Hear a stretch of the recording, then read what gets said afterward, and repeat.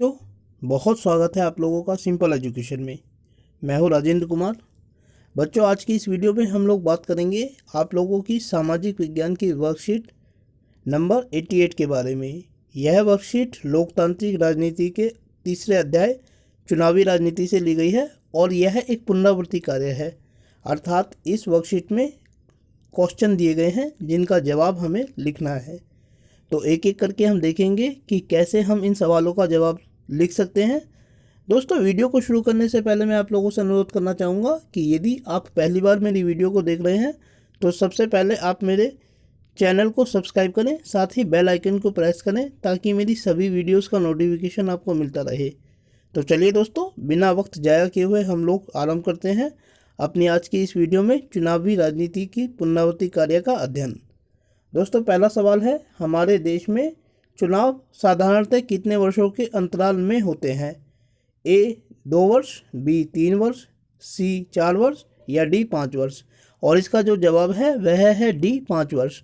हमारे देश में हर 5वें वर्ष यानी कि 5 वर्ष के बाद जब सरकार अपना कार्यकाल ख़त्म कर लेती है तो आम चुनाव होते हैं। 5 वर्ष के बाद लोकसभा के जो चुनाव होते हैं उन्हें आम चुनाव कहा जाता है। दूसरा सवाल है, सांसद और विधायक अर्थात एमपी और एमएलए में कोई एक अंतर लिखिए।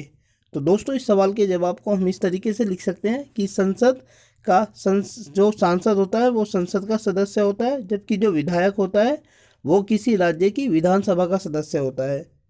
तीसरा सवाल है, एमएलए शब्द का विस्तारित रूप है? ए निगम पार्षद, B member of legislative assembly यानी विधायक, सी मेंबर ऑफ पार्लियामेंट अर्थात सांसद और डी नौकरशाह। तो दोस्तों, जो एमएलए होता है उसका अर्थ होता है मेंबर ऑफ लेजिस्लेटिव असेंबली अर्थात विधायक। चौथा सवाल है कि लोकतंत्र में चुनावों की ज़रूरत क्यों होती है? इसका जवाब हम इस तरीके से लिख सकते हैं कि लोकतंत्र में चुनावों की ज़रूरत इसलिए है ताकि लोग अपने प्रतिनिधियों को चुन सकें। हम जानते हैं कि लोकतंत्र में जनता स्वयं अपने प्रतिनिधियों को चुनती है और ये सारी जो व्यवस्था होती है चुनने की, ये चुनावों के माध्यम से की जाती है। दोस्तों, पांचवा सवाल है कि भारत के हरियाणा राज्य में न्याय युद्ध नामक आंदोलन का नेतृत्व किसने किया था? तो देवीलाल नाम के एक व्यक्ति हैं जिन्होंने हरियाणा के जींद डिस्ट्रिक्ट में जो न्याय युद्ध है उस आंदोलन का नेतृत्व किया था।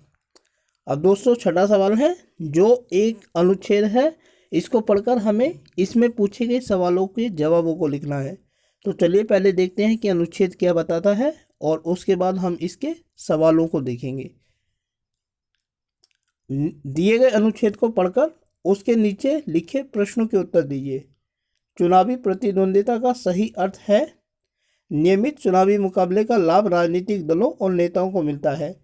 वे जानते हैं कि अगर उन्होंने लोगों की इच्छा के अनुसार मुद्दों को उठाया तो उनकी लोकप्रियता बढ़ेगी और अगले चुनाव में उनकी जीत की संभावना भी बढ़ेगी। लेकिन यदि वे अपने कामकाज से मतदाताओं को संतुष्ट करने में असफल रहते हैं तो वे अगला चुनाव नहीं जीत सकते। दोस्तों, इसका जो पहला सवाल है वो है नियमित चुनावी मुकाबले का क्या लाभ है, और दूसरा, यदि जनता राजनीतिक दलों के काम से संतुष्ट नहीं होती तो इसका चुनाव परिणाम पर क्या प्रभाव पड़ सकता है। अब एक एक करके हम इनके जवाबों को देखेंगे, अन्यत्र कि हम कैसे इन सवालों के जवाबों को लिख सकते हैं। तो दोस्तों, पहला सवाल है कि नियमित चुनावी मुकाबले का क्या अर्थ है, और इसके जवाब को हम इस तरीके से लिख सकते हैं कि नियमित चुनावी मुकाबले का अर्थ होता है हर 5 साल के बाद होने वाले चुनावों में विभिन्न राजनीतिक दलों की प्रतिस्पर्धा। सवाल नंबर 2 जो अनुच्छेद में पूछा गया है वह इस प्रकार है कि यदि जनता राजनीतिक दलों के काम से संतुष्ट नहीं होती है तो इसका चुनाव परिणाम पर क्या प्रभाव पड़ सकता है। और इसके जवाब को हम इस तरीके से लिख सकते हैं कि यदि जनता राजनीतिक दलों के कामकाज से संतुष्ट नहीं होती है तो इसका चुनाव परिणाम पर यह प्रभाव पड़ेगा कि अगले चुनावों में जनता उस दल के स्थान पर किसी अन्य राजनीतिक दल को अपना मत देकर विजयी बनाएगी। अब दोस्तों, सवाल नंबर 7 है। सवाल इस प्रकार है कि चुनावों में मतदाता कई तरीकों से चुनाव करते हैं। कथन के समर्थन में कोई 3 उदाहरण दीजिए।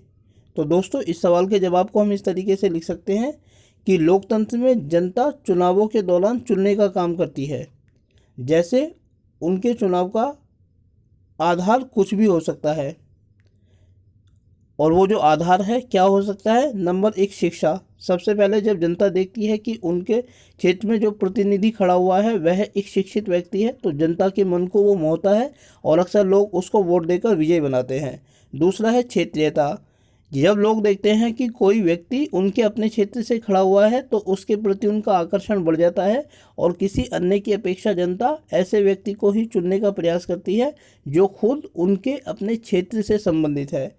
तीसरा है चुनाव घोषणा पत्र या मैनिफेस्टो। हम जानते हैं कि जब कोई उम्मीदवार चुनाव लड़ने के लिए खड़ा होता है तो अक्सर अपने प्रचार के लिए वो मैनिफेस्टो छापते हैं। इसमें उन मुद्दों को उठाया जाता है जिनके आधार पर कोई व्यक्ति चुनाव लड़ना चाहता है। तो किसी व्यक्ति के चुनावी मैनिफेस्टो में जो मुद्दे उठाए गए हैं वो भी एक महत्वपूर्ण प्रभाव डालता है जनता के मन पर कि जनता किसे पसंद करती है। तो दोस्तों, ये विभिन्न आधार हैं जिनके आधार पर जनता अपने प्रतिनिधियों का चुनाव कर सकती है। अब सवाल नंबर 8 है, क्या बिना चुनाव के भी लोकतांत्रिक ढंग से प्रतिनिधियों का चुनाव किया जा सकता है? यदि हाँ तो कैसे, और यदि नहीं तो क्यों? अब इसके जवाब को हमें लिखना है और इसके जवाब को हम इस तरीके से लिख सकते हैं। नहीं, किसी भी लोकतांत्रिक व्यवस्था में चुनावों के बिना चुनाव को अपूर्ण माना जाएगा, क्योंकि चुनावों के द्वारा जनता को अपना प्रतिनिधि चुनने का मौका दिया जाता है, और यदि जनता को चुनने का मौका नहीं दिया जाता तो हम ऐसी व्यवस्था को लोकतांत्रिक नहीं मान सकते। तो दोस्तों, ये था सवाल नंबर 8। अब दोस्तों, सवाल नंबर 9 है और सवाल इस प्रकार है कि चुनावों को लोकतांत्रिक बनाने वाले आधार कौन कौन से हैं?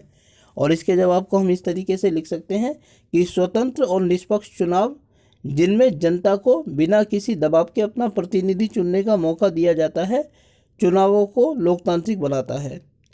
दोस्तों, 10वां और आखिरी सवाल इस प्रकार है कि आपके अनुसार राजनीतिक दलों द्वारा चुनाव लड़ने से समाज को क्या लाभ होता है? और इसके जवाब को हम इस तरीके से लिख सकते हैं। लोकतंत्र की खासियत यह होती है कि राजनीतिक दल सरकार का निर्माण करने के लिए आपस में चुनाव लड़ते हैं और इन चुनावों के दौरान जनता को उनमें से सर्वोत्तम चुनने का मौका मिलता है, और इसीलिए चुनावों में भागीदारी करने वाले विभिन्न राजनीतिक दलों में जनता जिसे सबसे बेहतर मानती है उसी को अपना वोट देकर विजय बनाती है।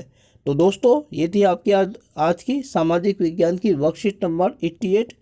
उम्मीद करता हूँ आपको वीडियो अच्छी लगी होगी, और साथ ही आपसे अनुरोध करता हूँ कि यदि वीडियो अच्छी लगी तो वीडियो को लाइक करें और साथ ही चैनल को सब्सक्राइब करें। इसके अलावा आगे आने वाली वीडियोस को देखने के लिए जुड़े रहें मेरे साथ मेरे इस यूट्यूब चैनल पर, जिसका नाम है सिंपल एजुकेशन। वीडियो को देखने के लिए आपका बहुत बहुत धन्यवाद दोस्तों।